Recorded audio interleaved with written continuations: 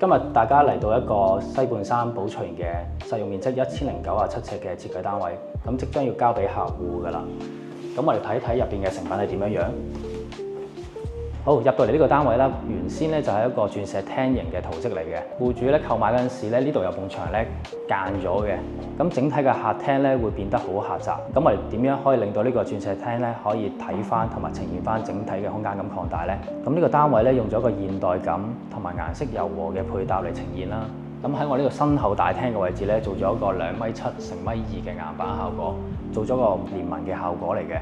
咁背後咧做咗個滲燈嘅效果啦，喺旁邊咧我哋做咗一個藝術漆塗料嘅效果啦。咁配搭翻呢個金屬飾面嘅櫃體，咁延伸到去整體呢個鞋櫃連儲物嘅飾面板啦。咁整體柔和嘅顏色嘅配搭咧，我哋都係想呈現翻一個鬆弛感同埋一個溫暖嘅家嘅。好，嚟到呢個廚房咧，我哋做咗一個頂天立地嘅隱藏式嘅玻璃趟門啦，咁令到呢個整體嘅單位都高雅大方。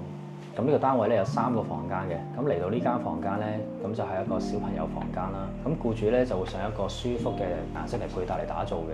咁我運用咗好多唔同嘅顏色配搭翻原木嘅元素，整體咧都會一個柔和舒服嘅感覺呈現。咁今集就嚟到呢度啦，咁我哋下集再見啦，拜拜。